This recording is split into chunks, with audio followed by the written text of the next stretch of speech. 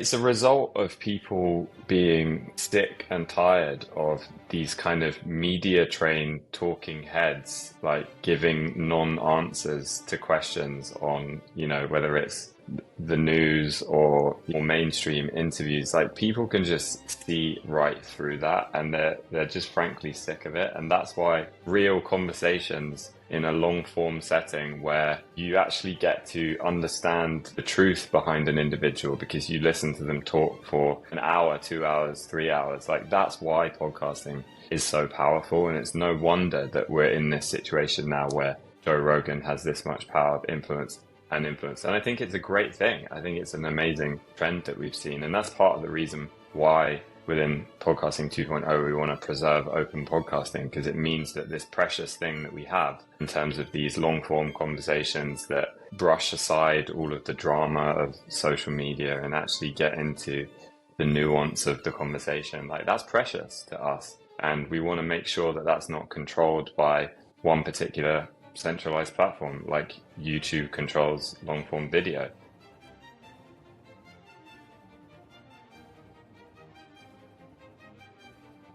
Greetings and salutations, my fellow plebs. My name is Walker, and this is the Bitcoin Podcast. The Bitcoin time chain is 868493, and the value of one Bitcoin is still one Bitcoin. Today's episode is Bitcoin Talk, where I talk with my guest about Bitcoin and whatever else comes up. Today, that guest is Oscar Merry. Oscar is the founder of Fountain Podcasts, a podcasting 2.0 app that rewards both listeners and podcasters for the value they bring to the platform. We dig into exactly what podcasting 2.0 is and why it is so important, the value for value model, Fountain's recent Nostr integration, the power of podcasts and decentralized media, why Spotify sucks, Bitcoin adoption, and a whole lot more. Before we dive in, do me a favor and subscribe to the Bitcoin Podcast wherever you're watching or listening. Hopefully that's on Fountain. Check out bitcoinpodcast.net for episodes and additional resources. Head to the show notes to grab links for my sponsor Bitbox, or go directly to bitbox.swiss/Walker and use promo code Walker for 5% off. Send an email to hello@bitcoinpodcast.net if you have feedback or if you're interested in sponsoring the Bitcoin Podcast. And if you find this show valuable, consider giving value back by giving it a zap on Nostr or a boost on Fountain. I really appreciate it. Without further ado, let's get into this Bitcoin talk with Oscar Merry. Zapstream makes it pretty nice. I don't like doing it for YouTube, so I've never live streamed on YouTube or X, but I figure if I'm going to do it, I may as well do it on Nostr.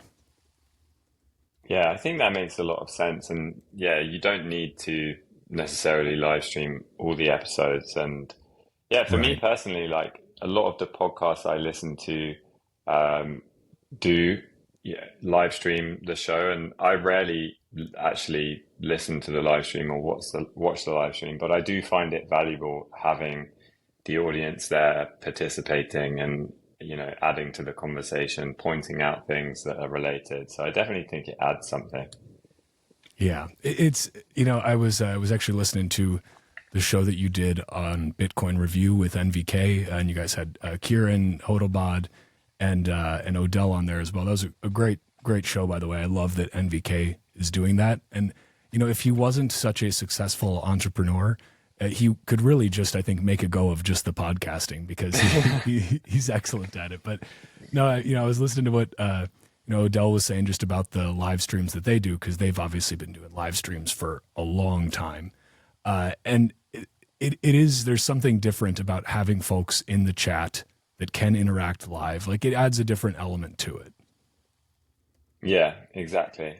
And yeah, no, that series from MVK, I think, has been incredibly useful as a starting off point for people to learn about Nostr as well. I definitely found it really valuable listening to all of those episodes. And yeah, when you have those deep dives kind of on one particular area of Nostr, it really, I think, it shows you how much is happening. And there's so many areas that I'm excited to see the developments over the next couple of months. Yeah, it's amazing too. I'm not sure. Do you remember when did you first get on Nostr? And by the way, I do say Nostr, not Nostr, so don't hold it against me. But I'm gonna continue to pronounce it that way for forever. But when did you make it onto Nostr? Yeah, so interestingly, I was looking at Nostr as a developer long before I was an actual user of, a Nostr client, because to give you kind of a little bit of background and context into, Fountain's Nostr integration within the podcasting 2.0 community, there's been this goal since the beginning to find a way to have cross-app podcast comments where, a listener on one app can leave a comment on an episode.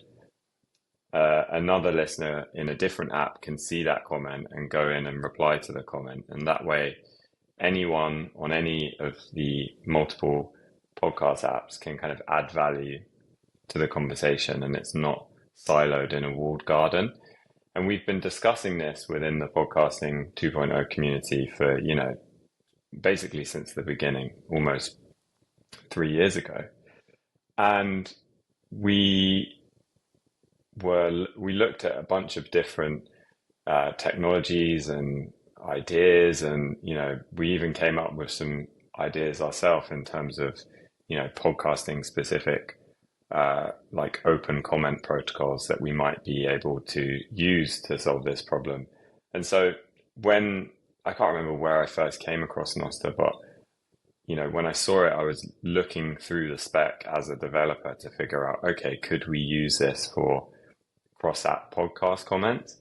When I first looked at it initially, I was like, okay, yeah, this could work, but it was still such a small project. And also at that time, I didn't really see how we could connect podcasting into the Nostr spec because it just seemed a little bit too challenging. So yeah, I'd spent some time looking through the spec and looking into it as a developer way before I started actually using a Nostr client, as a user to follow other people and find content.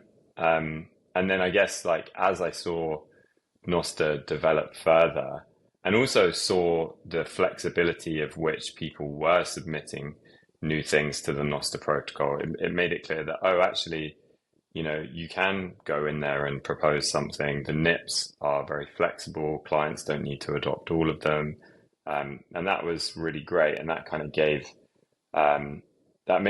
built my conviction that actually Nostr could be the solution that we'd been looking for. And so, yeah, jumping forward a bit it was definitely over a year ago. It was maybe just over a year ago that I kind of seriously sat down and was like, okay, we want to use Nostr for cross-app podcast comments.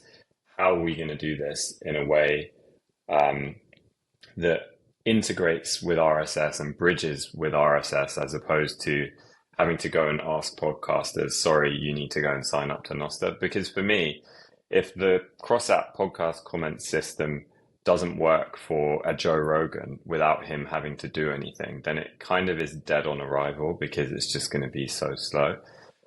So yeah, about a year ago, I kind of started a discussion on the Nostr NIPS repo, just posing the question, how can we reference podcasts in Nostr events as opposed to, host podcasts on Nostr? And maybe that will happen one day in the future. But for me, the kind of intermediary step was always, can we reliably reference podcasts in Nostr events? And luckily, one of the things that the podcasting 2.0 community had put forward, again, at the beginning, maybe 3 years ago, was this concept of a podcast GUID, which is essentially a unique ID for your show that won't change even if you change your RSS feed URL or change your hosting company. So that GUID should, as long as the hosting companies abide by it, and many of them do, follow you from hosting platform to hosting platform. And so once you have a podcast,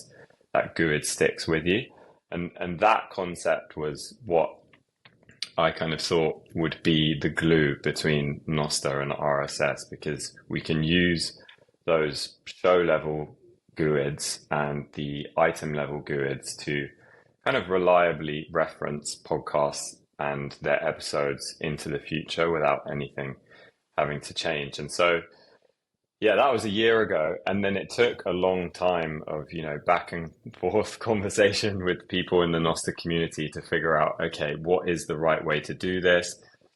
Some people didn't like the approach because they wanted it all to be on Nostr. They wanted the podcast to be hosted on Nostr and the episodes to be Nostr events. And again, maybe that will happen one day, but you're not going to snap your fingers and have every podcaster switch to hosting on Nostr today, whereas you can snap your fingers and have a way to reference every podcast on Nostr today. So that took a long time to kind of finally work that out. And I think part of the way we were able to do that is show that there's other use cases, not just podcasting, where you have this like global ID that you need to reference. Another example is like books with ISBNs. Another example is like movies that also have this like globally unique ID. So we finally managed to get that merged into the Nostr repo. And obviously, until we had that, as I'm sure you've seen being a long-time Fountain user, the Nostr integration was a massive change for us. It was, we rebuilt everything. We changed so much, and we did frustrate some of our users as well, because they were like, where's the old Fountain? I don't want a Nostr profile. I just want to use the app as I have been. So yeah, I think I'm going on quite a long tangent, or, maybe just sharing random thoughts, but yeah, hopefully that's like interesting in terms of how this all came about. No, it definitely is, and I always say this is a safe space for tangents, for rants, for and any digressions. So no, you're in a good place for it. I do want to back up a little bit, because there's a lot of stuff I want to get into with you today. And again, I've been using Fountain since long before I was podcasting. I was just honestly, I'd used Apple Podcasts forever because like it was easy, right? It's there when you get a new iPhone. It works fairly well. I noticed it does take forever for new episodes to actually get pulled into Apple Podcasts. I don't know why that is. Whereas on Fountain, it's like instantly, because I always check, like I'm always grabbing links from different podcasting platforms, and it's like for some reason Apple just takes the longest. Fountain's always the fastest. Spotify is somewhere in the middle. We can get into why Spotify's a piece of shit later. But yeah, I always appreciate how quick it is on Fountain. But I want to back up just a little bit, because I'd love to just know a little bit of your kind of story about how you actually got to the place where you are building a podcasting 2.0 Bitcoin and now Nostr integrated application. And I'll just phrase it in this way. Who are you and how did you get here today to be doing this? What was your journey? Yeah, great question. So it actually all happened quite randomly and not 100% intentional, which I feel very lucky for how things happen. To give you like high level background, I've been a software engineer for most of my career. So I've always kind of worked in tech and around tech. And I guess it was at the start of like 2021, I was kind of like in between things and, thinking about what I wanted to do next, and had always wanted to expand into mobile development, to like learn mobile app development and give that a try, because I hadn't really tried it before. And I've always been fascinated by the audio medium. I think it's a really powerful medium because you have all of the, tone, emphasis, and personality of the human behind the words, as opposed to just reading the words in text form. And some projects that I've done in the past had really made an impact on me around that as well. I also had a big belief that audio was lacking in discovery compared to other mediums on the internet. Like if you look at whether it's short form text or short form video or long form video, all of the platforms that we consume, those mediums on have social discovery built in, whereas podcasts never did. Partly because of the way podcasting has been historically fragmented across different apps and hosting providers, and partly because audio is much less browsable as these other mediums. Like it's hard to sample a podcast episode. So I kind of like had all of this in my mind, but really the origin of Fountain as an app was just me saying, I'd like to have a go at building a mobile app. I'm interested in audio. Why don't I build a podcast app that allows you to create clips and have people follow you and see those clips? So that was like the first version of it, but there was no intention to, necessarily do it full time or, try and run it as a business.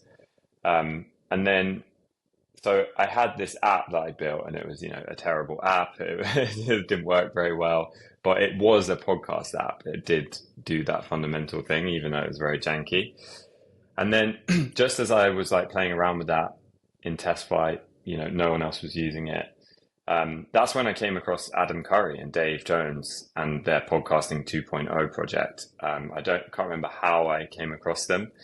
But I then heard that they had introduced this new specification into the RSS feed, which was the Lightning value block that allows podcasters to receive Bitcoin Lightning payments.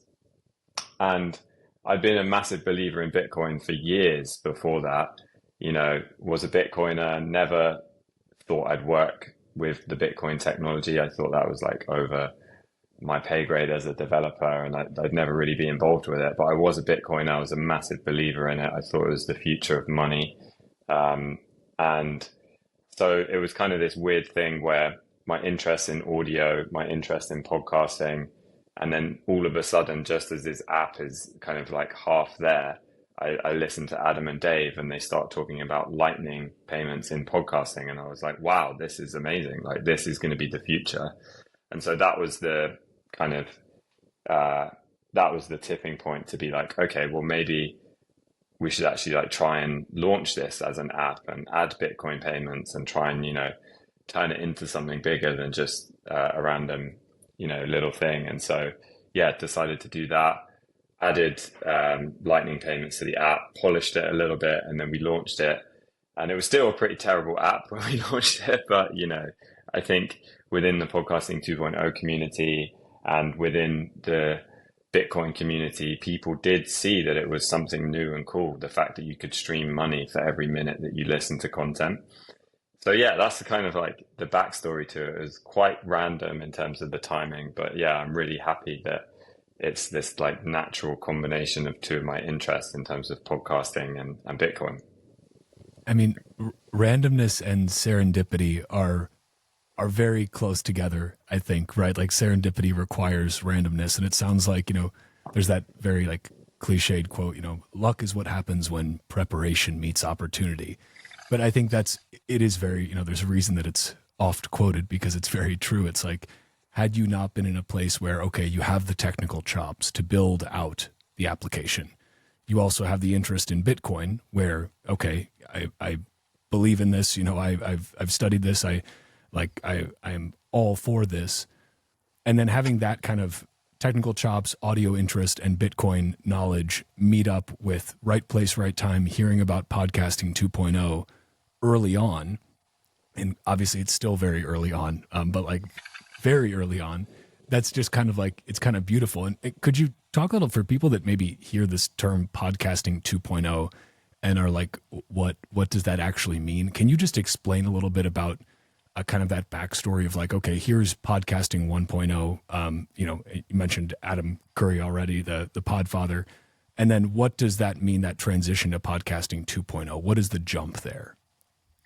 Yeah, that's a really good question and happy to kind of explain what that means. So obviously podcasting has been around for a very long time now, 2 decades. And Adam Curry was actually one of the inventors of podcasting. So it was, he played a massive part in taking the RSS feed format and, saying, why don't we put an MP3 in this so that people can, listen to audio. So he played a massive part in inventing podcasting, 20 years ago or whenever it was.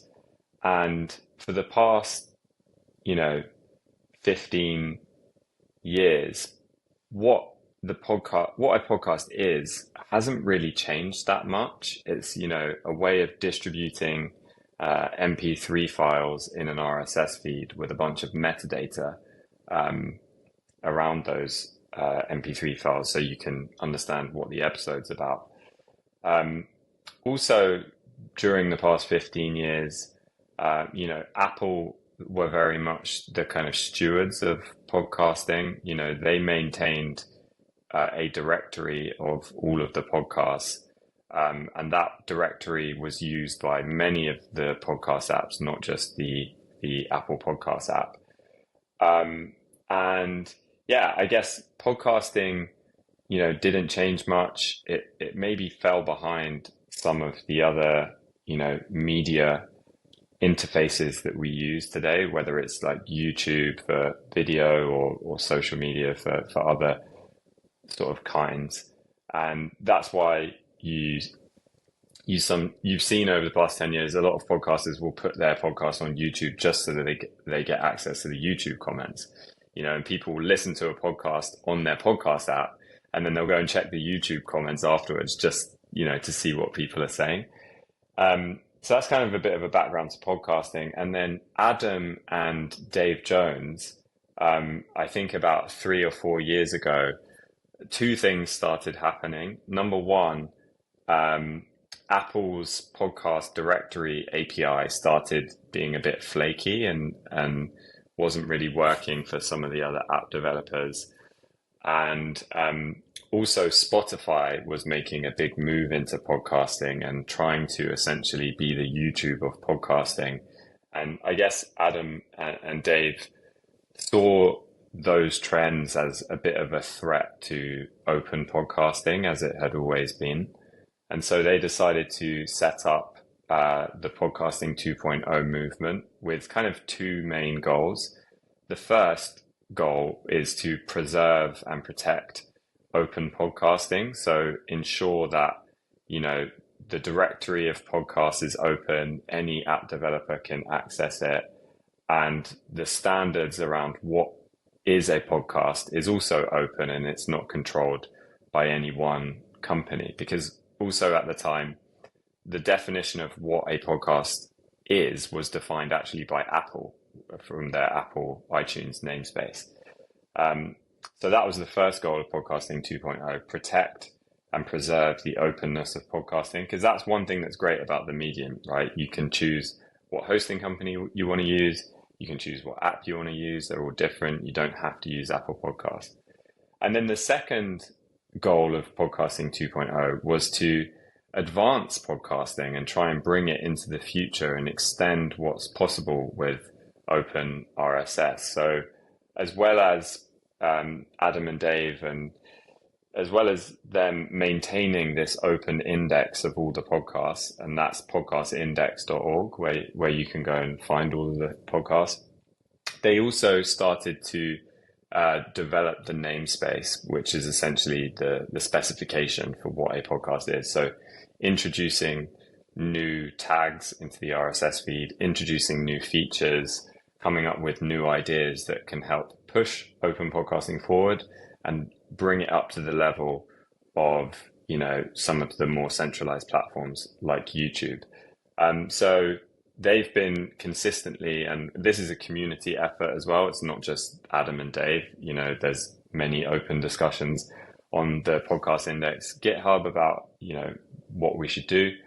But one of those new features was what's called the value tag. And this is what allows podcasters to put their Lightning node information into their RSS feed.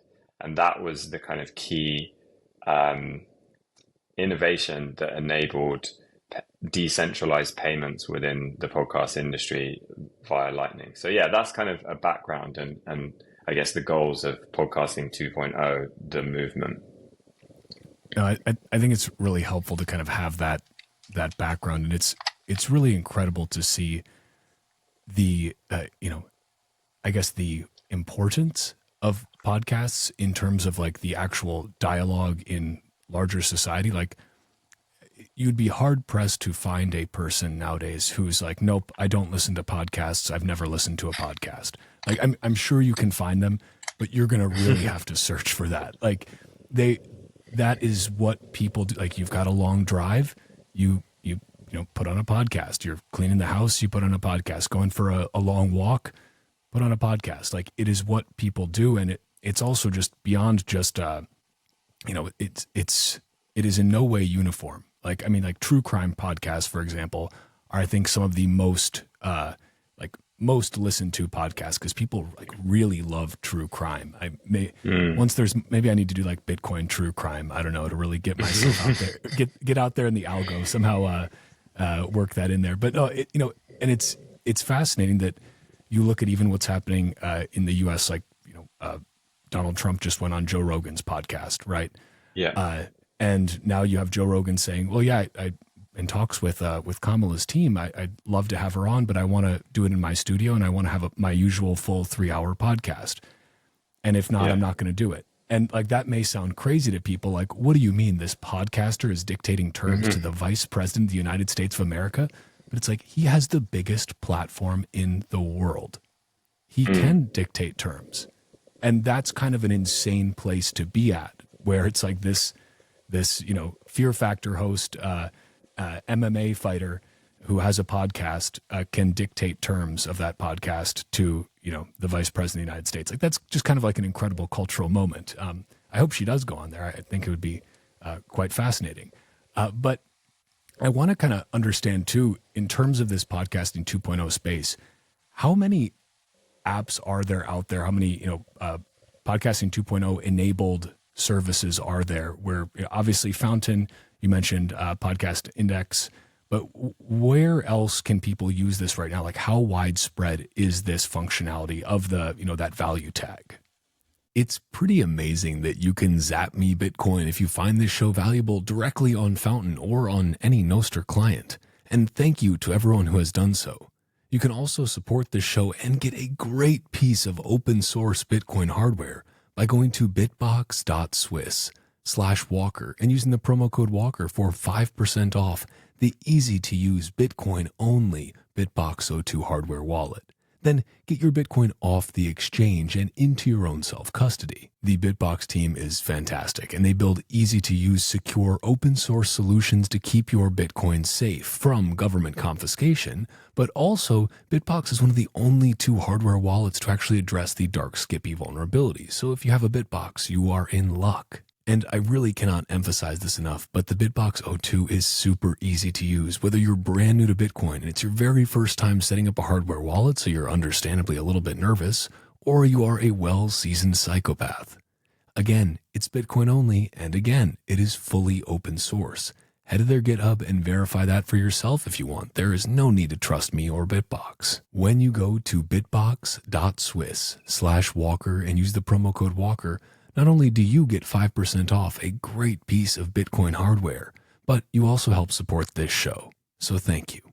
Yeah, great question. And definitely just to touch on like what you said about the power and influence of podcasts. So like, I couldn't agree more. And I think,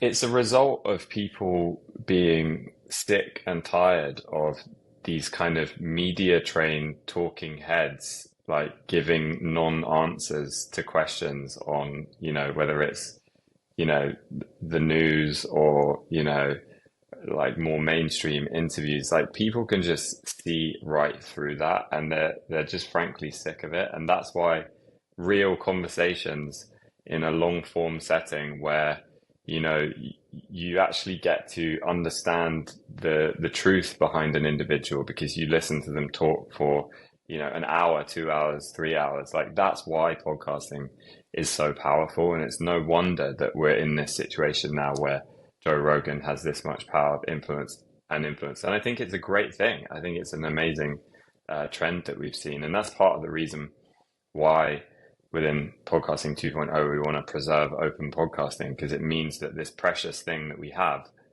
in terms of these long form conversations that, brush aside all of the drama of social media and actually get into the nuance of the conversation, like that's precious to us. And we want to make sure that that's not controlled by one particular centralized platform like YouTube controls long form video. So yeah, it's fascinating to me. And also the other thing, and you touched on it as well, it's like podcasts also don't have this, they're not competing with this like overly crowded, attention driven social media screen based app experience. Like they're just a totally different thing. So you can jump in the car, you can stick on a podcast, you don't have to look at your screen, you don't have to look at a social media feed, you're just listening. You can do the same, while you're out on a walk. So yeah, I think the podcast medium is really something special. It's precious, and we need to make sure that it stays open. But yeah, to answer your question specifically, podcasting 2.0 is way bigger than just Fountain, and Fountain is just one small part of this bigger movement. And there's many different apps and services that contribute to podcasting 2.0. So there's a bunch of other podcasting 2.0 apps like Fountain that support value for value, that support Lightning, apps like Podverse and Podcast Guru. The beauty of what podcasting 2.0 is doing is that it's not constrained to one app. And if Fountain's not around in the future, I'm hoping we will be, but you can always switch to another app, and you can bring your shows with you, and you can still support your favorite podcast with Bitcoin. So yeah, it's open. There's many different apps and services. And then in terms of like the adoption, it's important to note that the hosting companies are also adopting the new podcasting 2.0 features. It takes time, but slowly the hosting companies are starting to adopt the new features. And so, I spoke about the podcast GUID tag and how important that is for what we're doing with Nostr. Like most of the hosting companies now support the GUID tag. The new transcripts tag that allows any episode to have a transcript provided by the podcaster. Most of the hosting companies support that now. Even the Apple Podcast app now supports that tag that was introduced via podcasting 2.0. So, it's not, it is gaining adoption, and because it's an open specification, hosting companies can choose, which new tags to adopt and when they do it. And it is having adoption within the broader podcasting industry. When it comes to the value tag and Bitcoin and Lightning, obviously there's that mainstream, kind of hesitation around Bitcoin, which I'm sure you've come across before. And so that has been slower on the hosting company side, but we feel like that's our opportunity to show the rest of the podcast industry why Lightning is such a good fit for open podcasting and what you can do with it. And that's like our number one focus with Fountain. But yeah, my view for the future is that the way that we keep podcasting open and stay protect the precious medium that we have is to help podcasters get paid with this open payment protocol called Lightning.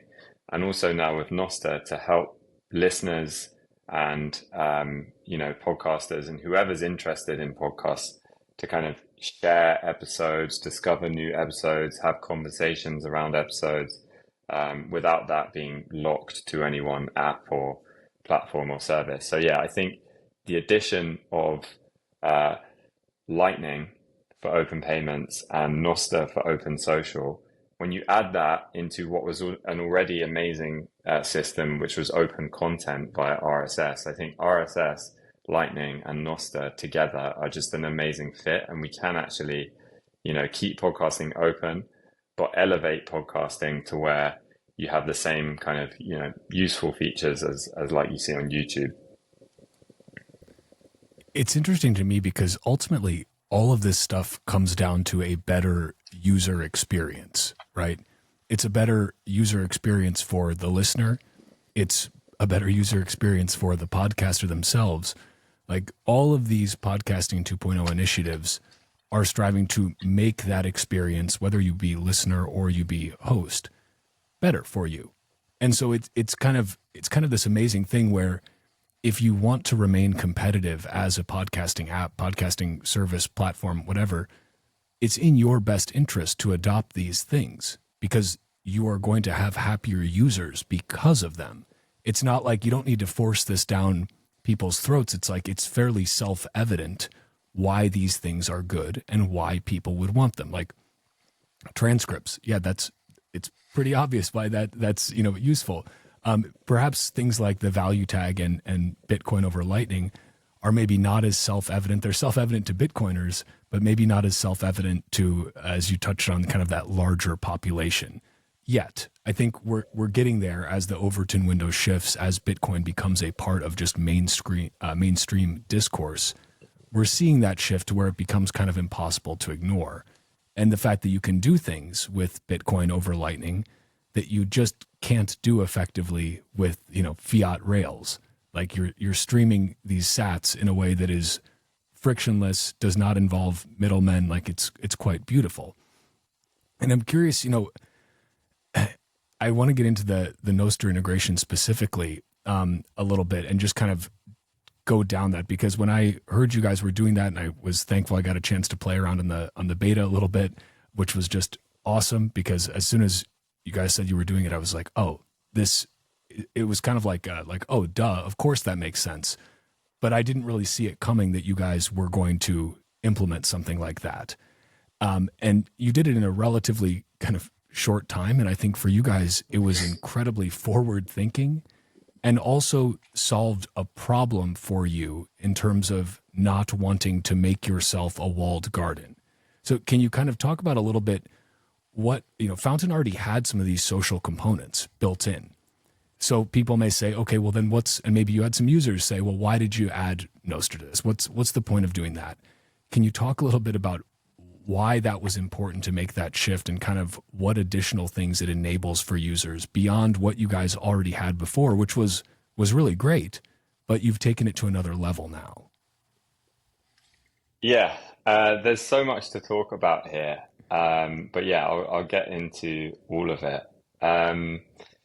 Yeah, I guess the first thing to cover is, as I said before, the concept or notion of cross-app podcast comments is something that everybody within the podcasting 2.0, like developer community and, those that, participate in, there's a podcasting 2.0 podcast that Adam and Dave do every Friday. And, there's like a diehard group of listeners and developers that, listen and participate every week. And we've been talking about cross-app comments for years, since the beginning.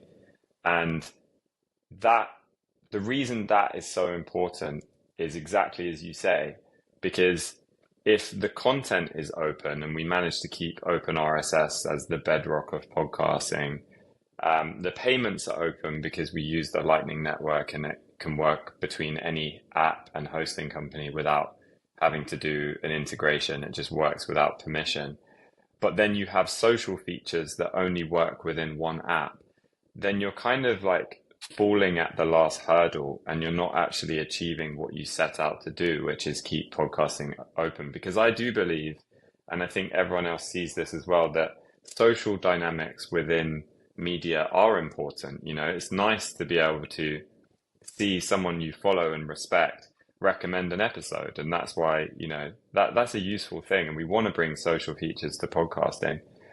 But again, if those social features only work in one app, then it defeats the point of keeping things open. So we've always had this idea in our head of cross-app podcast comments. And yeah, over the years, we've tried a bunch of different things. We've looked at many different protocols. We've even come up with some really bad protocols ourselves. And yeah, for me, the more I learned about Nostr, it became clear that Nostr was the way to go because it's incredibly simple. It is decentralized. It's flexible such that we can introduce new things that are needed for podcasting specifically. And also there's the natural affinity to Bitcoin and Lightning because, it is a challenge to onboard people that have never purchased Bitcoin before. If you ask them to, buy Bitcoin so that they can use it in their podcast app, it's confusing as hell. And it is, a difficult experience. And Nostr clients have the same issue whereby they're trying to onboard people to use Bitcoin in a kind of social way. And I think that the Nostr clients and podcasting 2.0 apps that support Lightning can learn a lot from each other in terms of how to do that in the best way, how to communicate it, and also which tools to use for things like on-ramps. So yeah, over time, it became clear to me that Nostr was the right solution for this cross-app comments for podcasting. And then for since over a year ago, I was kind of heads down planning to just rebuild Fountain using Nostr. And that was, a big challenge for two reasons. One, we had to propose this this addition to the Nostr spec to be able to reference the podcast episodes and shows in a way where any app can query them from any relay using the existing Nostr tagging system. And that's really important as well, because obviously we don't want to use Nostr in a way that is only being used by Fountain, because again, it defeats the point. So we spent a lot of time figuring that out and making sure that the specification was correct. And then the second part was just rebuilding the app, because again, we had social profiles, we had follower relationships in Fountain, we had comments in Fountain, and we had activity feeds in Fountain, and we had all of this, data. And to rebuild all of that, it's hard enough rebuilding your entire social system in an app, but if you have to do it when you actually can't create the new data until a user has their key in the app, then it's even harder, because you can't just run a migration script to change the data. You need to wait for the moment that that user chooses to join Nostr. So it was a really difficult thing to do. And we tried our best to do it in the right way, but it was really hard. And so there were some aspects to it that frustrated the users that weren't as convinced as us that Nostr was the right thing to do for open podcasting. But yeah, over the past year, we managed to get it done, get it into beta 3 or 4 months ago, and launch it a couple of months ago. But yeah, for me, there's two sides to it. One is what I talked about, which is preserving open podcasting, because we think it's such a brilliant medium. But the other side is, for Fountain, I think it is amazing too, because it adds so many cool layers to Fountain.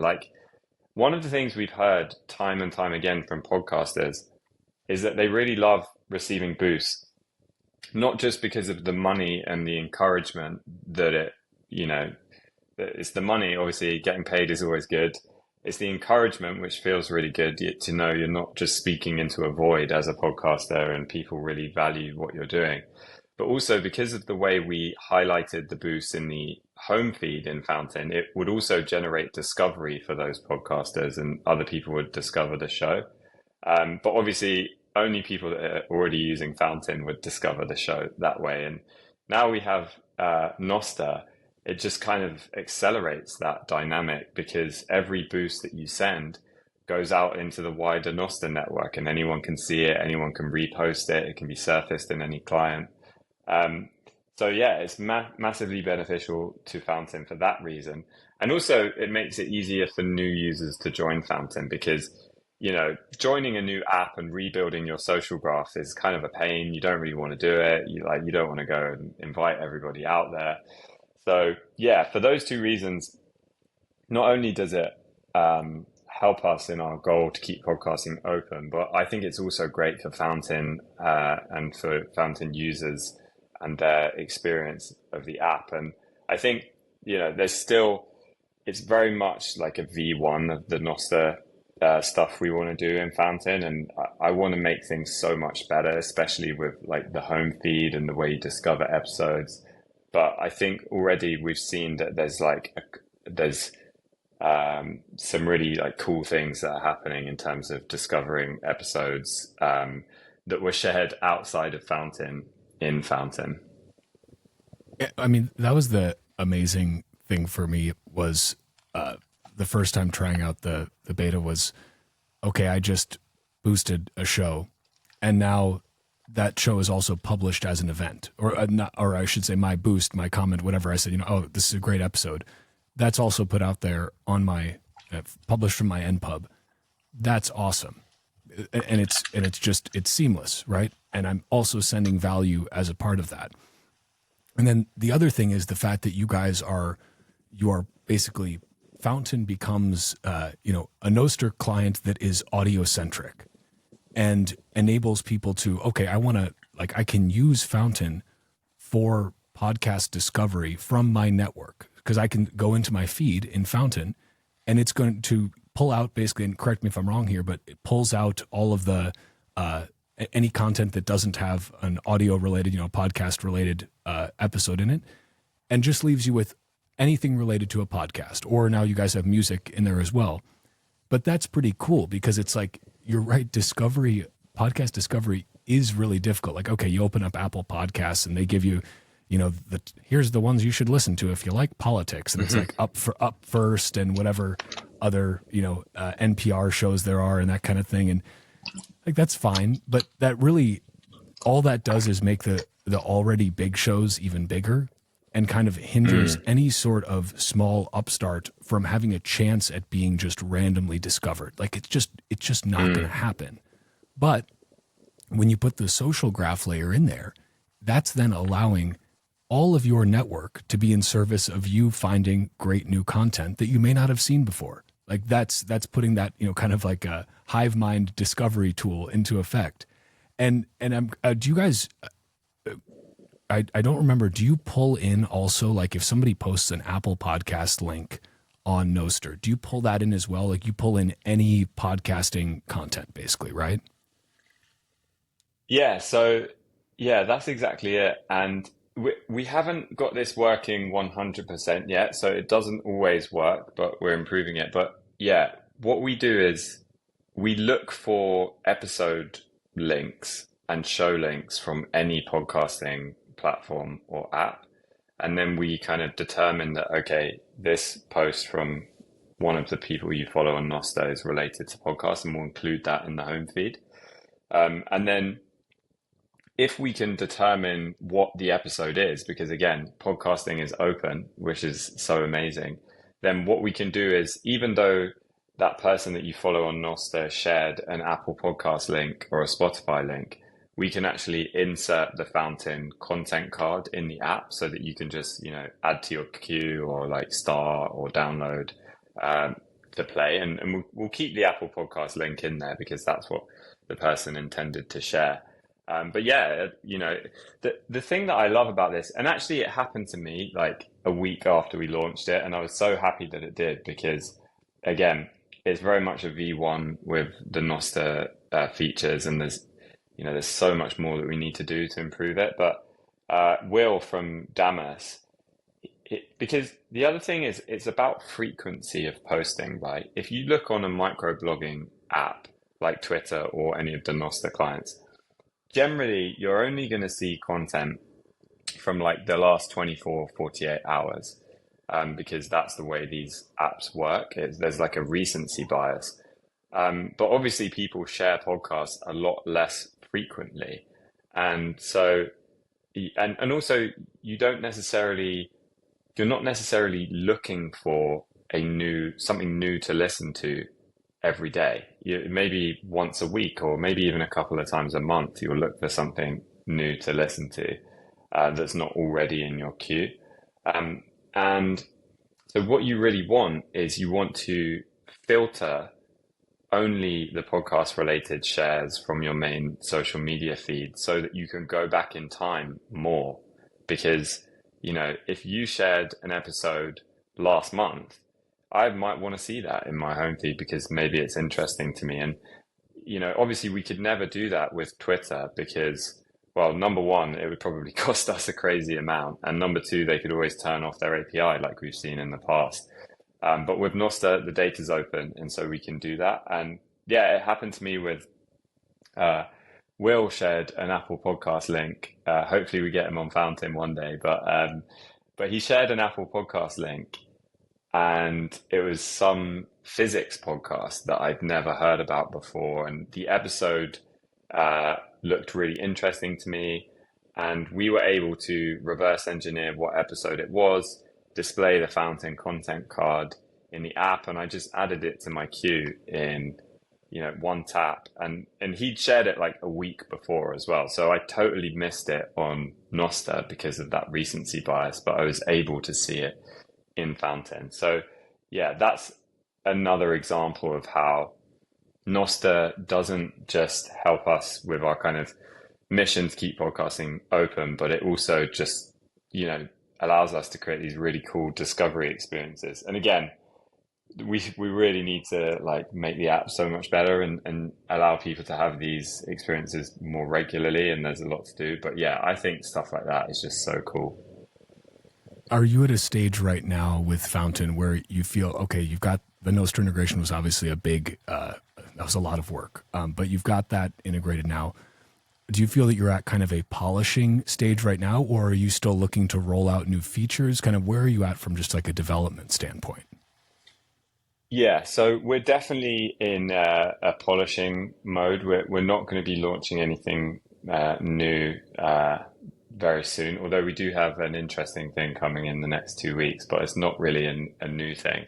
But yeah, like to give you a view into what we've been working on since the Nostr integration, we actually completely rebuilt the content library architecture to make things more performant in an offline mode and use less data and things like that. So like we want to, I'd love to spend every day working on these cool Nostr discovery features, but I'm very aware that Fountain is also a podcast app first, and we need to make the podcast listening experience as good as it can be. So we've worked on rebuilding the library architecture. That's now live, and we're also currently working on improving the audio interfaces, so things like CarPlay work better, things like scrubbing speed, all of these like small things that you probably would never think about, but we want to just make sure are as smooth and reliable as possible. So we've been working on all of that.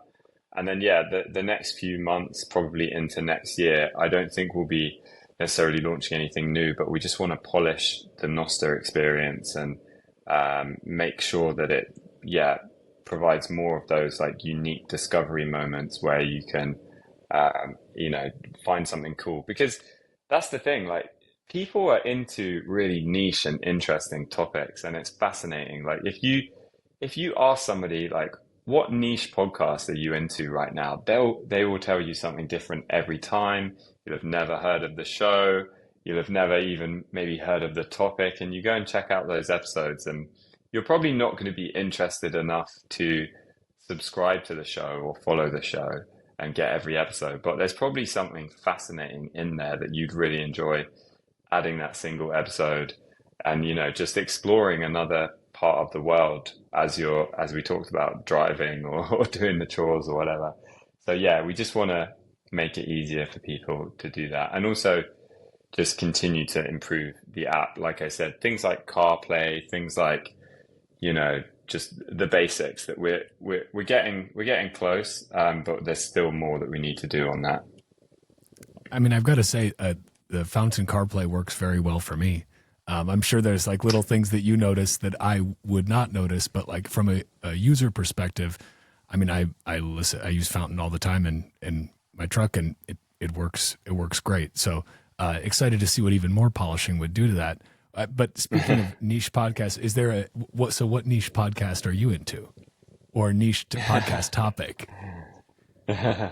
So my like niche topic is history. I'm a massive fan of and I listen to a lot of history audiobooks as well. But My number one recommendation is there's a podcast called Fall of Civilizations podcast, which is amazing. They release very infrequent episodes, like maybe only every 6 months, but they do like 3, 4 hours on like the collapse of an ancient civilization. So whether that's, you know, the Romans or the Byzantine Empire or the Han Dynasty in China, and it's amazing.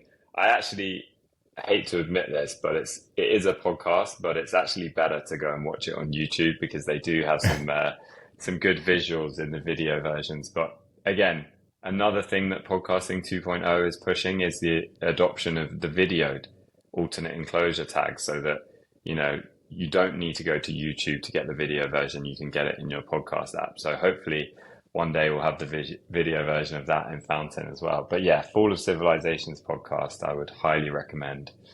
Even if you're not that into history, they're quite like, obviously they're 3, 4 hours, but you know, they're just done really well as the historical information. The narrative's really good. So you feel really drawn into the people of that time as well. So yeah, I would definitely recommend that. I'm gonna have to check that one out because Carl and I take a decent number of longer drives, and so like we always end up searching for like, okay, we want a new podcast to listen to for this. We don't just want like a necessarily always like a talking heads type one. Like we go for like history deep dives as well, and sometimes find ourselves way back in like super old episodes, because that's the thing, like people have been putting out really incredible podcasts for a long time now. Like there's a lot of stuff that like if you're only looking at new stuff that's come out, you're going to miss some really great stuff that's been around there forever and been downloaded countless times off that RSS feed. But no, I'm going to have to, you said Fall of Civilizations? Yeah. Yeah. Okay. I'm going to have to check that out. And I didn't know actually about the video part, that was part of the Podcasting 2.0 initiative. So is that basically like, this is kind of a good transition a little bit into, I did want to talk about some of the problems with places like Spotify, for example. Now Spotify obviously like very famously brought Joe Rogan, signed, I don't remember how big that deal was, like 100 million. It was some absurd number for him to be exclusively on Spotify. And obviously his show is audio and video, and Spotify supports video as well. I'm assuming they're not doing that on any sort of open podcasting 2.0 standard. That's all walled garden. Something that blew my mind from your when you were on Bitcoin Review, I think it was maybe Odell was mentioning this, that in Spotify, you actually, if you're like, so I use rss.com for my hosting, because when I was creating a podcast, I was like, well, let's just go to rss.com. That seems like an easy way to do it, and I'm stuck with, and I like it. But he was mentioning that, if you're looking at any of your podcasting metrics, they're probably not really giving you accurate numbers from Spotify, because Spotify keeps a lot of that like in-house. And so I went in there and I tested that today actually, and I found that I had, like 60 or 70,000 downloads that Spotify's dashboard was showing me, like just in there. And I'm like, oh, well, that doesn't jive with the numbers that I'm seeing allegedly from Spotify and RSS. So is all that Spotify's building like completely closed off? They are just literally a walled garden of a platform? Yeah, that is the direction they're going in, unfortunately. And it's interesting how it happened. So Spotify moved into podcasting in a big way a few years ago, and they did so through acquisitions, both in terms of content with, exclusive deals with people like Joe Rogan, but also through acquiring other companies. And one of the companies they acquired was Anchor, which was a free podcast hosting company. And it's really fascinating because the CEO of Anchor, after a few years after joining Spotify, wrote this blog post explaining how RSS was like an old protocol that, couldn't move the podcasting space forward. And that's why Spotify have had to kind of like sidestep RSS and build all of this custom stuff that only works in Spotify. And I think, and he wrote that just as podcasting 2.0 was starting to emerge. So I'd love to have a conversation with him one day and say, look at what we've been doing in OpenRSS, which is recreating all of the features that you have built in your own walled garden within Spotify. And do you still think RSS is a broken protocol? Because it seems to be working for us. And obviously, the things that it can't do, we can use other protocols like Nostr and Lightning to bridge into it and fill those gaps. But yeah, I think they internally through this acquisition of Anchor looked at RSS, didn't think that they could change RSS because it's difficult for one company to change a protocol. That's why the podcasting 2.0 movement is so important because it's not controlled by one company. And I think that they just decided, okay, we want to be the YouTube of podcasting, and there's no point doing it on open RSS. We're just going to build our own kind of layer. And so that's why, video on Spotify only works on Spotify. Even, the transcripts that you get on Spotify, because they do support transcripts for some podcasts, they don't follow the open standard. They just have their own transcripts thing. And so, yeah, they're kind of like going their own route. And yeah, I guess it's our job in the open world to try and make sure that there's an open version of all of the features that they have. And obviously video is something that we do want to get to eventually. So yeah, hopefully one day soon we'll have that. It's such an interesting kind of like polar opposite from what you guys are doing at Fountain, because, okay, they are building a walled garden and they're building the walls really high, right? They are trying to make sure that they do not want, they want to keep everybody within that Spotify ecosystem. They want you paying for your Spotify membership. They want you to not leave that app and go somewhere else. So they've got the video in there too. So you don't have to go to YouTube, right? Exclusive partnerships so that you can only find, certain types of certain people's content on there. And then there's Fountain, which is saying, oh, we're going to, in fact, pull in to our social feed that we now have enabled through another open protocol, Nostr. We're going to we'll pull in that Spotify link, and we'll pull in that, that Apple podcast link or wherever it might be. And we'll enable, but you can still watch it in Fountain, but we're not going to try to hide that. And building out, what I think is so brilliant about you guys taking this kind of jump and building on Nostr is that Fountain, like, not only do your users benefit, that's very obvious. Not only do podcasters benefit because discoverability of their show is easier, but you as Fountain benefit because you benefit from Nostr's network effect. So as that Nostr network grows, that you guys are now basically a podcasting micro client built on top of Nostr. And so anyone that is joining that Nostr network, as that network grows, you're not saying, oh, we need to get more Fountain users. Like, you will get more Fountain users by Nostr simply growing as a network. And I think that's ultimately, like, for a smaller company, such a smarter move. Maybe this is the classic battle of just centralization versus decentralization, right? It's like centralization kind of seems to be winning at the start, but you wall yourself off so much, you end up creating an experience that's not great for the user. At least that's, and I've never been a huge fan of Spotify. Maybe I'm a little biased. I don't know. I've never particularly liked it. Still use Apple Music for my music because I like to make my own playlists and don't like me too. Having them all. I think I've got better taste in music than most of the people making playlists on Spotify. This is, again, just tuning my own horn. But my point being, it's such an interesting dichotomy. Like, it is literally could not be more polar opposite. You've got one trend towards ultimate centralization, control your platform, keep everyone there, and force people to stay there, versus, hey, we're going to open this up. We're going to pull in all of the social interactions that are possible with this new blossoming open protocol. And we're going to use that both to our benefit, but to the benefit of the users and of the creators on there. And I think it's like, it may be a slower way to start, but I have to imagine that in the end, that decentralized approach ends up winning out. At least I sure hope it does,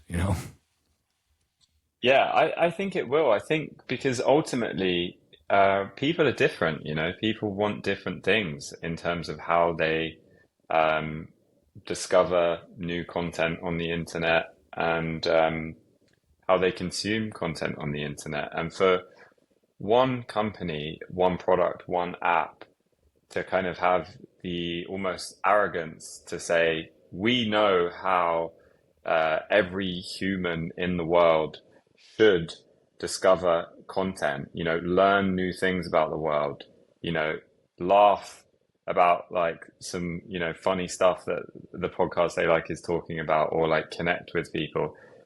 Like one company cannot do this. Everybody's different. Everybody has good ideas, and people should be free to experiment and try different things. Like music is another great example.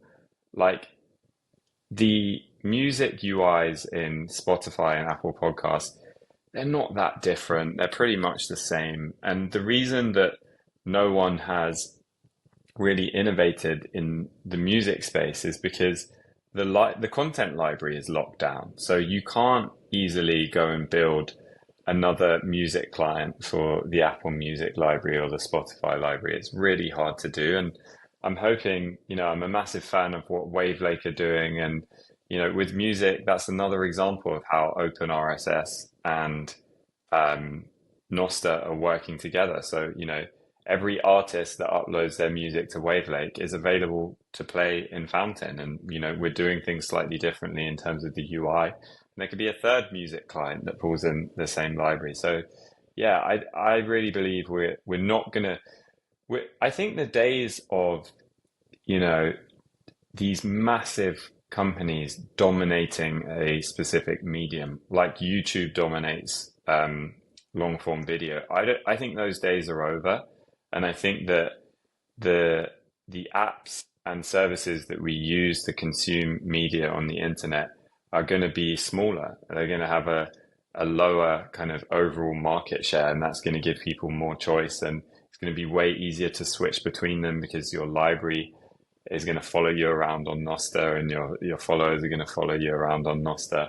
And I think that will be a much better world.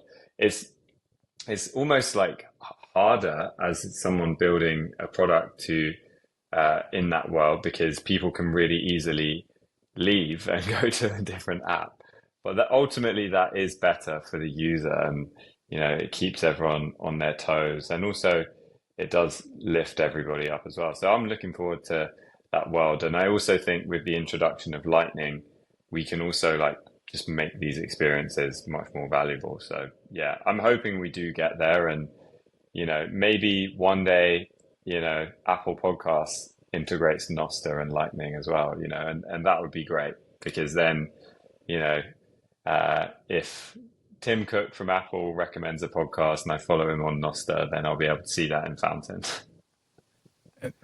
I mean, ultimately that would be better for users of Apple Podcasts, right?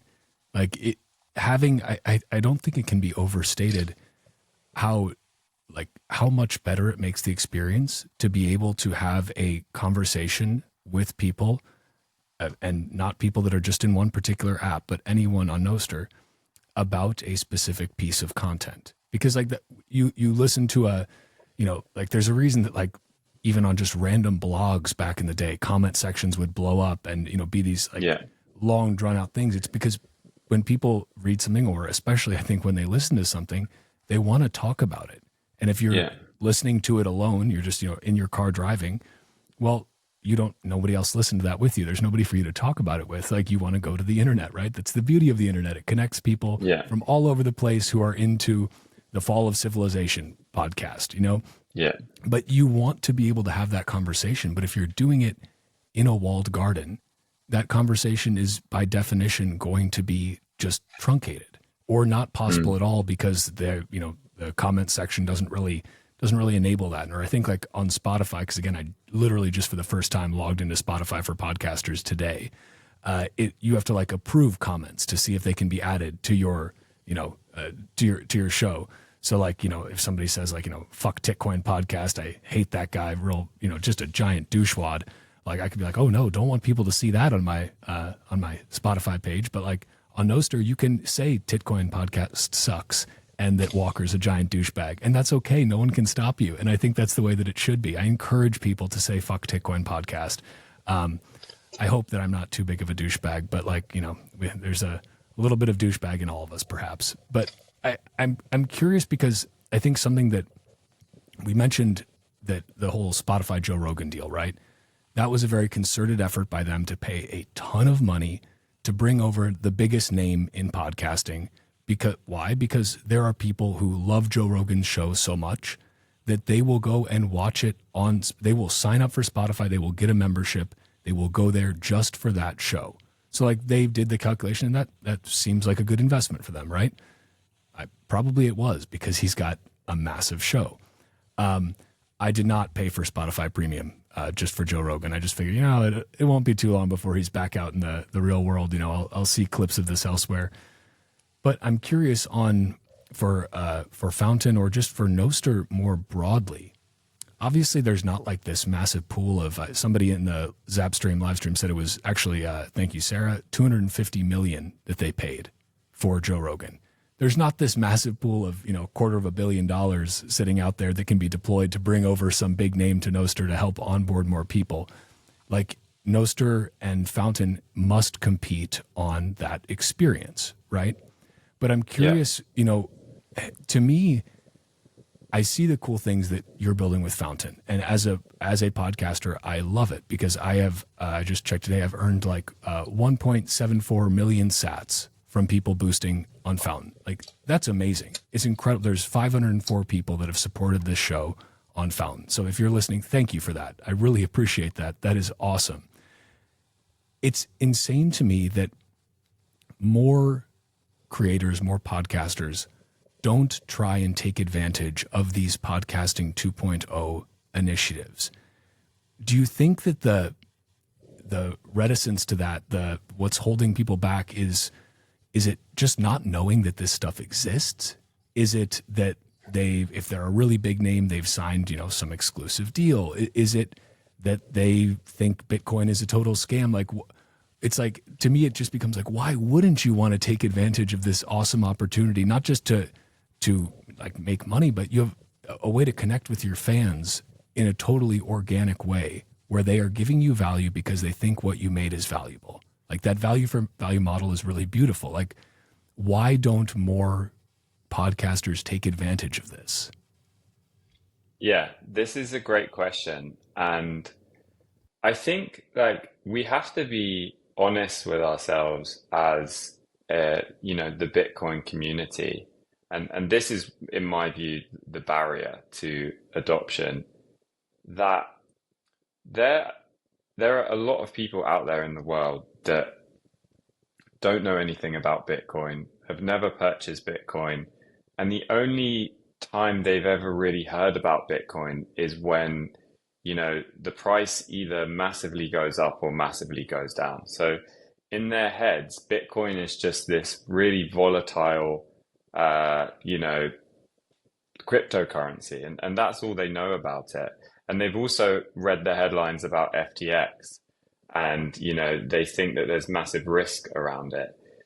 And when you so here's how it works, and we've spoken to podcasters, and we've kind of heard this again and again. The idea of value for value, where people listen to your content for free and then support you after the fact if they feel like it was valuable and they want to support you. Podcasters love that. And you can see this happens with Patreon. A lot of podcasters get support on Patreon, although there's many reasons why that is a bad experience. But so they love value for value. They understand it. They also love the kind of experiences. They also love open podcasting, and they love the kind of experiences that we're building in Fountain, where the payments are social and the payments drive discovery to new listeners. And, you can have conversation around the episode, and that conversation can also happen on Nostr. They love that as well. But the reality is that the first thing a, non-Bitcoin podcaster will do when they hear about this is they will go through the user journey that they're expecting their audience to go through. And currently within Fountain, what that involves is getting some Bitcoin into your Fountain wallet. And the easiest way to do that right now, if you've never purchased Bitcoin before, is through our MoonPay integration, where you can purchase sats and have them, go straight into your Fountain wallet via a bank card. But the reality is, it's a terrible experience. It's just a really bad onboarding experience to Bitcoin. You have to, do KYC. You have to wait 30 minutes for the block confirmation because the purchase system through MoonPay is only on chain, and then we swap it to Lightning after the fact.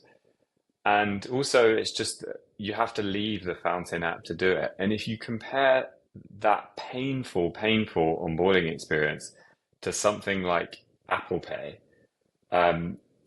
these podcasters are thinking, my audience are never going to do this. This is too difficult. And so I think that is the number one barrier. And we have to be really honest with ourselves. I'm a massive believer that through these, social micropayment experiences, whether it's in Podcasting 2.0, Fountain, or the other Nostr clients, I think this is going to onboard millions of people to Bitcoin, and they're going to be using Bitcoin for the first time, not because of number go up or the, monetary value that we all believe in, but just because it's fun. And for those people, we need a new onboarding flow to get your first sats in your wallet to start playing around. And until we crack that, we're always going to be fighting this uphill battle.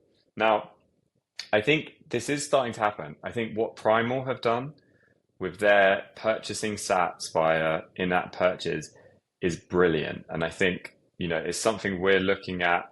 Obviously, there's like regulatory stuff that we have to think about, but I think that going down that path is the right thing to do, because also people don't mind spending a 30% premium on their first sats because they have no idea what the sats are worth, because they don't know what Bitcoin is. So for them, it's just, oh yeah, 5,000 sats. Yeah, I'll buy some of those and send them. And so honestly, to answer your question, that is the barrier to more people adopting Bitcoin in a social way, whether it's in Fountain or these other apps. And we need, I hope that all of the, I hope that all of the, whether it's exchanges, all of the on-ramps to Bitcoin, I hope they're all kind of aware of what's happening in Nostr and in Podcasting 2.0 and these other social Lightning experiences, because I think it's a huge opportunity to onboard millions of people to Bitcoin in a completely new way.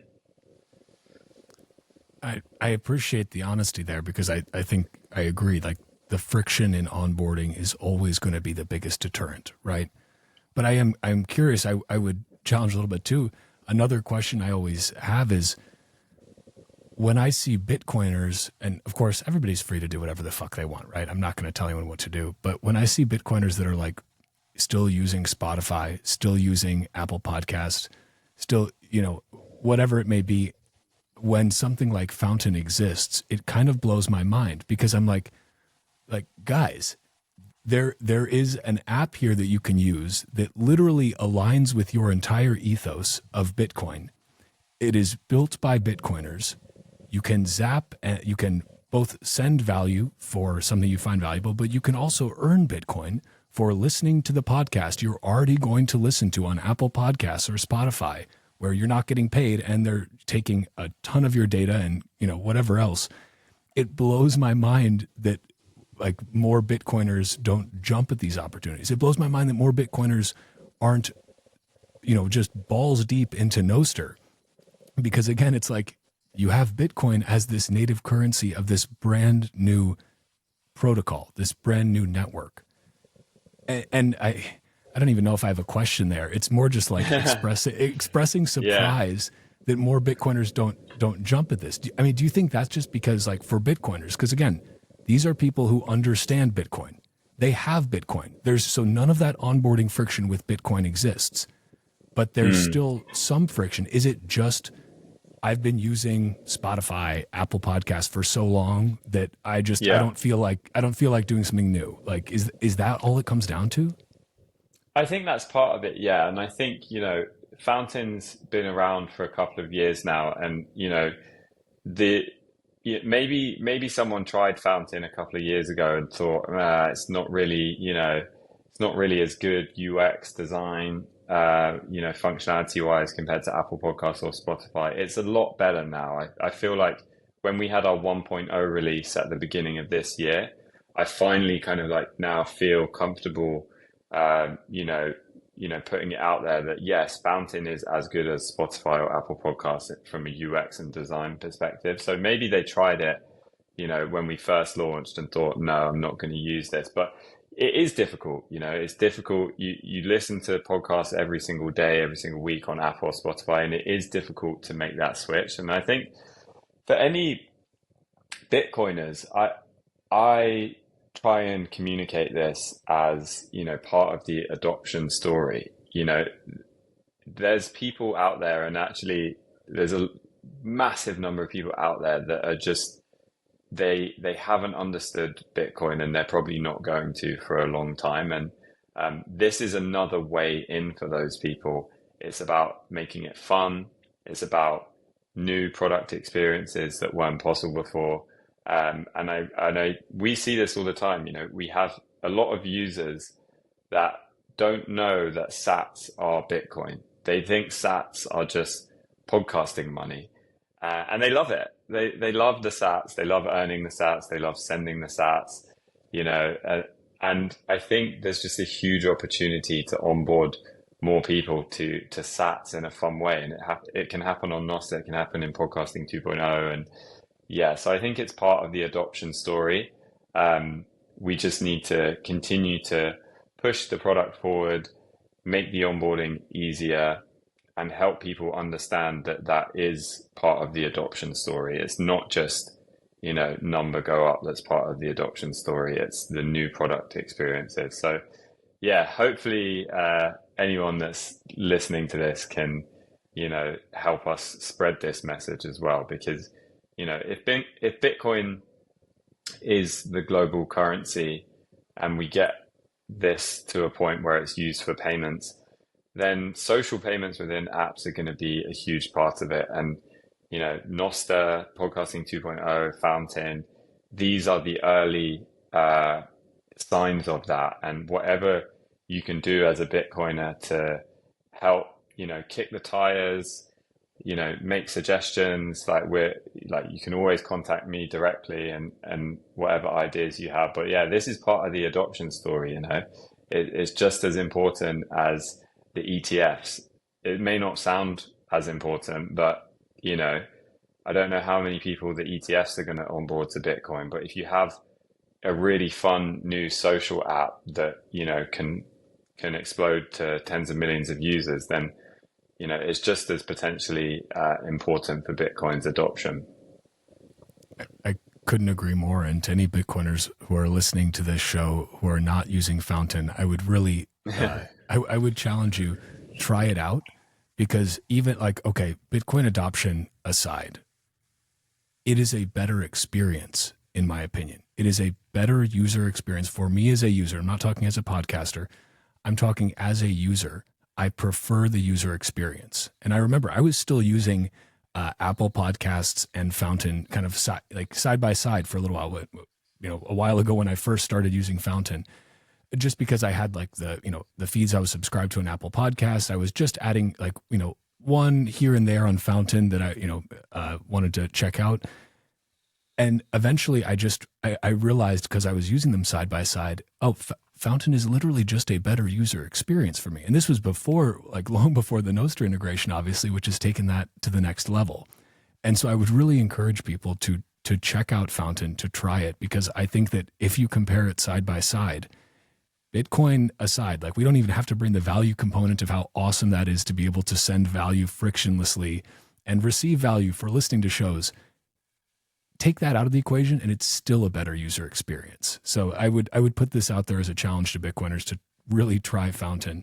And again, it's and if you're a Bitcoiner, why do you not want to be using a Bitcoin native podcasting app? It just blows my mind. So I hope anyone listening to this who's not listening to it on Fountain makes that switch over. And if you're still stuck inside the walled garden of Spotify, try walking out into the freedom of the open air for a little while and see. It'll feel better, I promise. But I wanted to know too from you, and just being conscious of your time here, I'm kind of curious because I know you've talked to you've talked to a lot of podcasters throughout this process.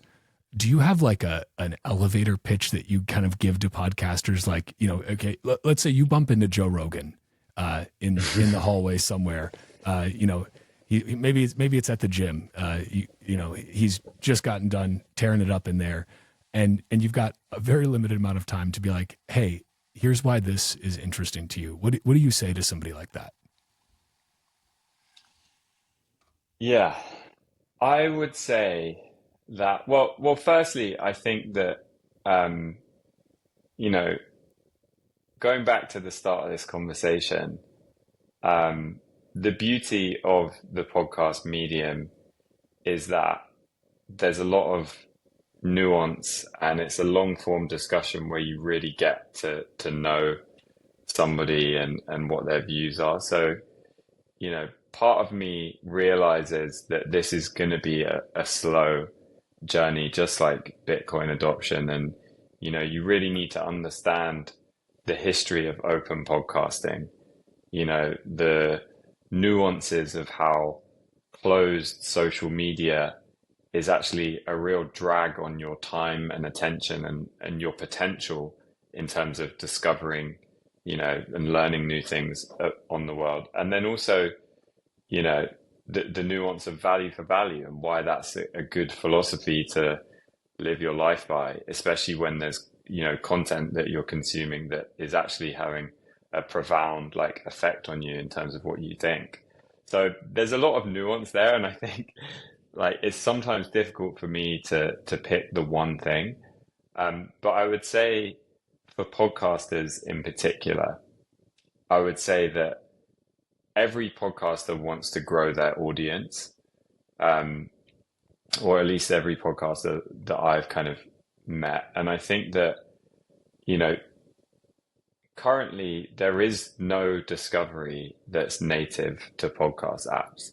So there's no way for a podcast listener to discover your show or one of your episodes in the app that they use to listen to podcasts.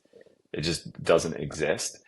People might discover your podcast on other social media platforms like Twitter or TikTok or Instagram. Someone might share an episode link in a tweet, or someone might clip the podcast and put it on TikTok. But the discovery of podcasts on those platforms is competing with, you know, the US election cycle, or, you know, the latest, you know, war that's happening in the world, or whatever else it is that this attention algorithm is like shoving into your face on that particular day. And so having a discovery mechanism within the actual podcast app, I think podcasters can see that that's a better way of doing things and is a great opportunity to, you know, reach some new audience. So that's probably what I would say, is that, you know, we want to have podcast discovery in the place where people listen to podcasts, which is the podcast app. And here's the reasons why this hasn't been possible: because of the way podcasting is developed, because of the fact that it's open and fragmented, because of the fact that in order to do it properly across all the apps, you need an open social protocol like Nostr, and then you can get into some of the new technological developments. But yeah, it's hard, and it's dependent on the person. And I think like, yeah, someone like Joe Rogan, maybe not this year, maybe a bit further out into the future, we'll finally get him. But I think that if you could, you know, sit down with him and have a conversation with him in long form, I think he'd totally understand it and totally get it. Now, he probably wouldn't, walk away from his $100 million from Spotify just because of this, but you never know. So maybe one day we'll get there. But until then, you know, Joe Rogan is not the only person out there, and you know, he's just one podcaster, and he pioneered the format in many ways. But there's plenty of other people out there, and the great thing about podcasting is that everyone has an interesting perspective, and it doesn't need to be the biggest podcaster in the world. People can listen to smaller podcasts and it's still just as valuable as a medium. So just hopefully we can just bit by bit, one by one, make the app better, make the experience better, get the message out there about open podcasting and just, yeah, like bit by bit, continue to push it forward. And I think especially for smaller podcasters, like, because you're exactly right. Joe Rogan's definitely not the only podcaster out there. I don't know how many podcasts there are now. Maybe off the top of your head, but I mean, like an unfathomable number at this point. I know a lot of them don't make it past, like there's like a 25 episode or something kind of like cut off where like 90% of podcasts stop after that. But if you're a smaller podcaster and you're trying to get up and started and you don't have a huge social presence on other networks, that's really, really hard to do. Like, I mean, basically impossible. Like unless you get really lucky, like you're not going to find a good way to do that. I was fortunate because I already had a bit of a platform both on X, formerly known as Twitter, and on Nostr. And so it's like, okay, starting a podcast, I have a decent channel to push that out to already. But if you don't have that, that's really, really hard. And so like, I think that for smaller creators especially, Fountain is just a wonderful tool for that. Because again, without the discovery, you don't stand a chance. Like you're just not going to get served up on the Apple Podcasts home feed. Like it's just not going to happen. And so like I would, whether big or small, there's a lot to be said for trying out these podcasting 2.0 applications. I personally, again, I dig Fountain. I'm really happy that you guys are building it. And I was really happy to see you integrated Nostr. And I'm curious, do you think maybe a different question, do different podcasting application companies talk to each other? Like, do you guys have is there like a PodConf? Do you guys like ever get together and like talk about like, hey, here's what we're building? Because it is like this open standard kind of thing. Is there anything like that? Like, do you talk to any other founders who are like, oh, we're looking at integrating Nostr, we're looking at integrating Bitcoin, we're just not quite there yet? Like, what's your sense for where the rest of the industry is at for ones that have not yet implemented these podcasting 2.0 initiatives? Yeah, we definitely do. I think like the thing I'm trying to do now is, I guess there's this phrase, right? The talk sometimes you need to like show rather than tell. And for me with Nostr, like that was very much the case. I wanted to show the rest of podcasting 2.0 and the podcasting industry that Nostr can work for us for a cross-app commenting system. Nostr can bring better discovery to podcasting because of the fact that it's open. And as a user, you don't have to make a choice between leaving a comment on an episode or sharing the episode link on social media or sending a payment. You can do all three at the same time. So I wanted to kind of get Fountain's Nostr integration out to show that.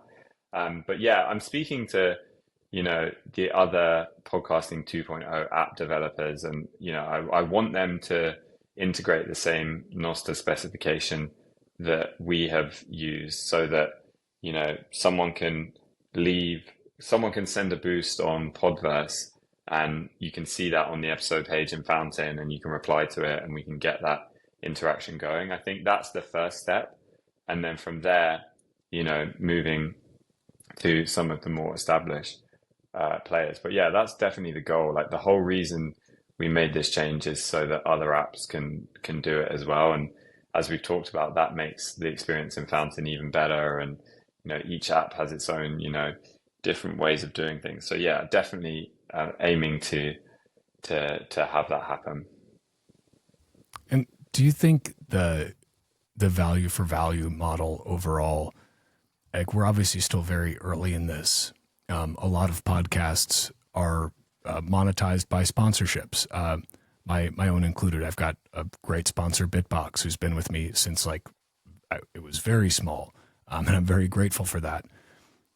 But this value for value model, I mean, do you think that this is something that can really that it really scales, and that that's also just a function of the larger network effect of Bitcoin, of Nostr, like that model becomes more like that could be, you don't need to take any sponsorships at all because you could actually sustain, like have an income from this. Do you think that that's something that we can actually see like in the next number of years as this network effect grows? Yeah, 100%. I think that well, there's a couple of things here. Yes, is the answer to your question. I think that, you know, Patreon is the proof point, There's many podcasters out there that make a living solely off their Patreon subscribers. Now, our view is that doing that in the app, where it also generates conversation around the content and discovery for the podcast and other users of the app, is way better than doing it off on Patreon. So we think that's better. But yeah, I think Patreon proves it. I also think if you look at some of the live streaming platforms like Twitch and Kick, they prove that this model works.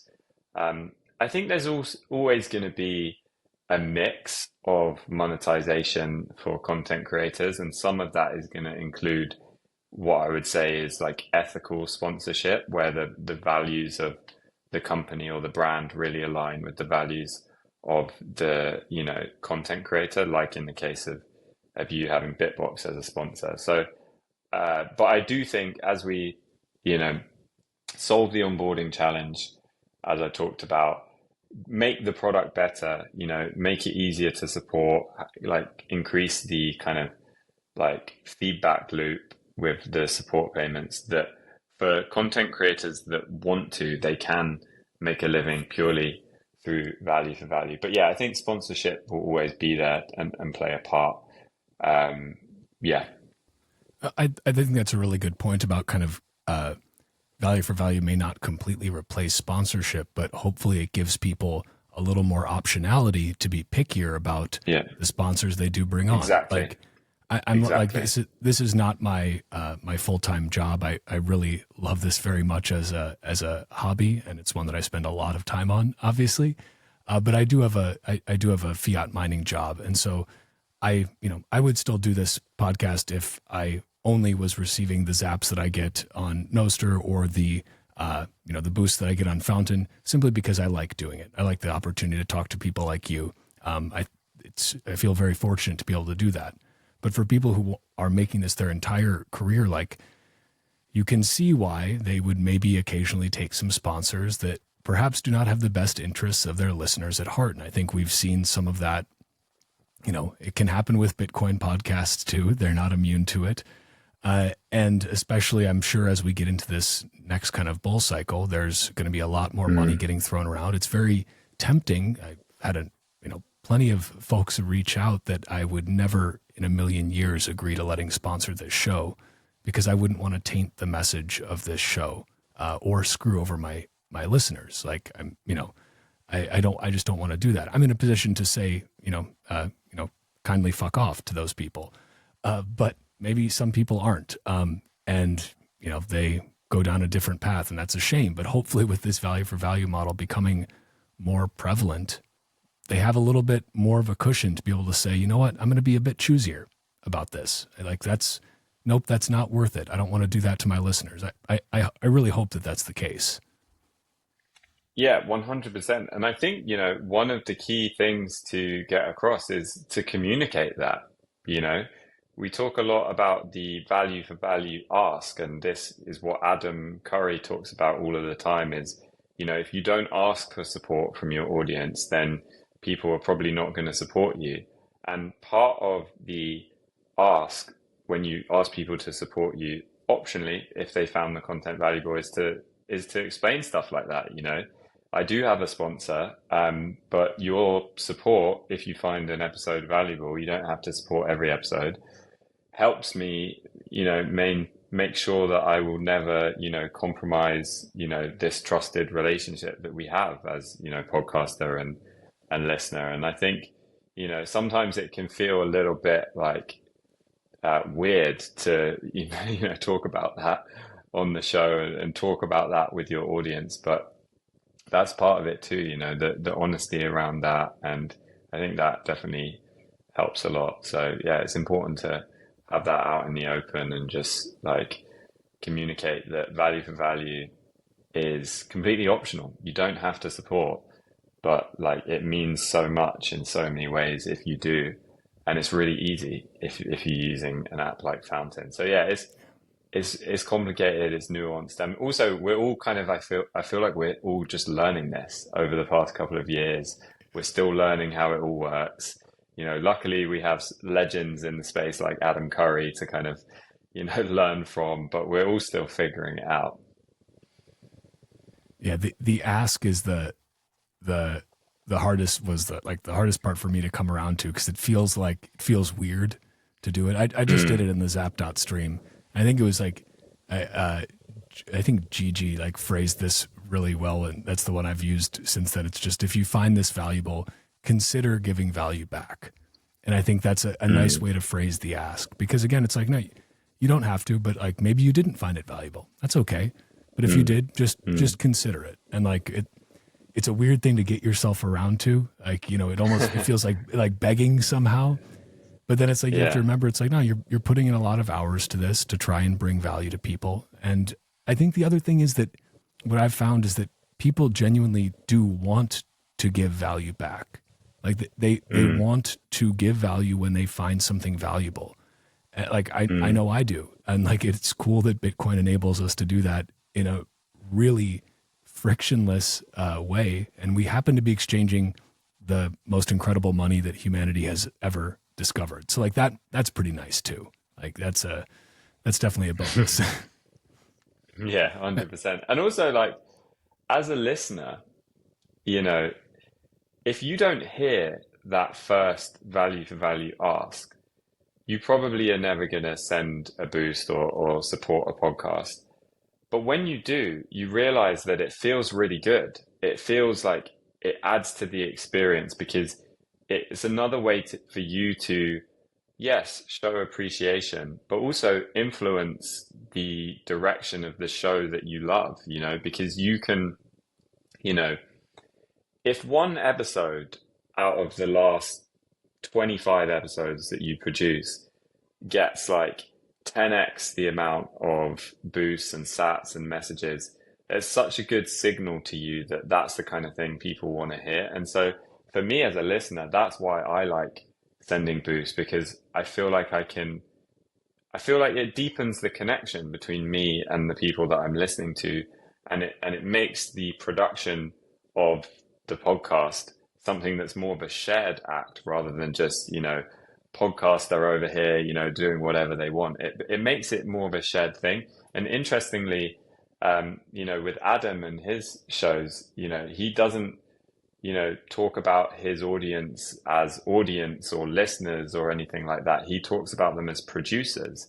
So everybody listening is a producer of the show and contributes back to it. And so that's another part of this that, in the app, we want to try and make more obvious. But that's another part of the philosophy, which is, yes, you're sending money. Yes, you're sending appreciation, but you're also helping shape what is this podcast and what direction can it take. And, so there's a whole bunch of different layers to it. But yeah, if you don't send that first boost, then you'll never know and you won't take that first step. It's a great point just about shaping direction, because value is the best signal, right? A like doesn't really mean anything. That's exactly free. But if somebody is sending you value, that is a very high signal action, letting you know, wow, they really did find it valuable because they are giving me value in return. They're giving me a little chunk of finite 21 million Bitcoin. Like that must mean that it meant something to them. That's pretty cool. And ultimately, like that is what I think is so profound in the long run, because at the moment, any media platform or social media platform, and all of the media platforms are social now, Twitter, YouTube, Instagram, TikTok, all of these platforms are driven by an attention signal that goes into the algorithm that ranks the content and serves it to everybody else based on that attention signal. And that has so many negative downstream effects on the whole of society. I think everybody can see this if they browse their Twitter feed. Um, and by replacing the attention signal with a value signal, I do believe that we can create a better internet and ultimately a better society, because all of our worldviews are built upon social media these days. Um, and so, yeah, it's also about changing the way we surface content so that the attention signal that's often associated with something like outrage or, disagreement or conflict is replaced by a value signal. And instead of, you know, browsing Twitter and seeing all of this, terrible stuff and people, shouting at each other, instead of that, maybe you'll go and see an episode of Fall of Civilizations and you'll, expand your mind on the history of the world or something like that. And, I reached out to the guy from Fall of Civilizations podcast and I was like, hey, we're doing this. Like, would you want to, set up your show to receive value? And he was like, no, not sure about this Bitcoin thing, not today. So I hope one day he will, enable value for value, because I'd love to show him my appreciation for all the value I've got and,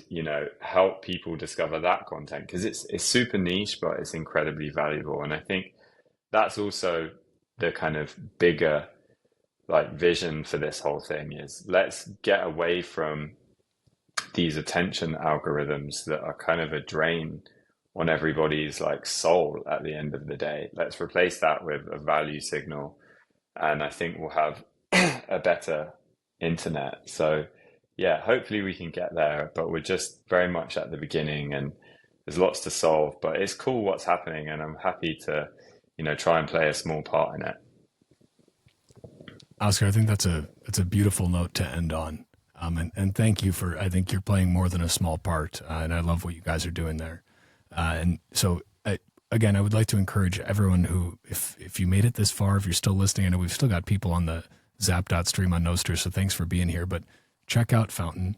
You can go to fountain.fm on the web or just search Fountain in the App Store. Anywhere else you want to send people, I'll link your Nostr, of course, your centralized X as well, but definitely the Nostr. But anywhere else you want to push people toward?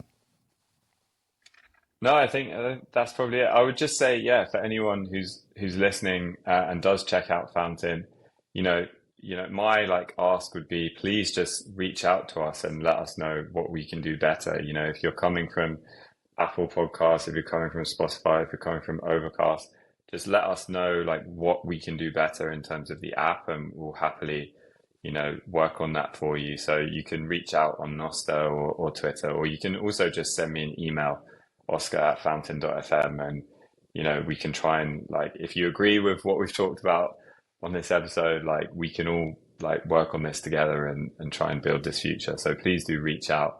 And yeah, thanks so much for having me on, Walker. I'm a big fan of the show, so I'm a regular listener. And yeah, it was great to chat today. That means a lot coming from you, because I know you do podcasts all day long for work. So it's nice to hear that you're a listener. I'll say a producer of this show as well. But and thanks so much for sharing your time with me. This was a treat.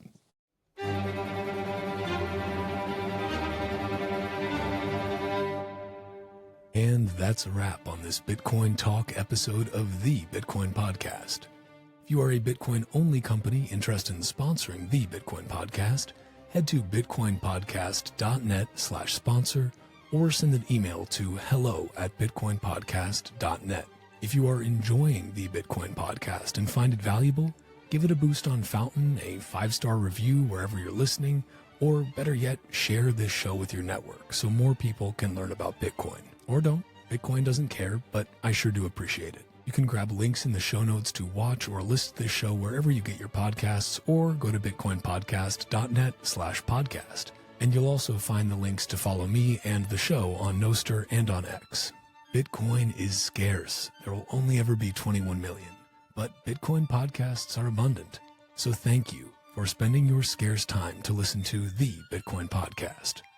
Until next time, stay free.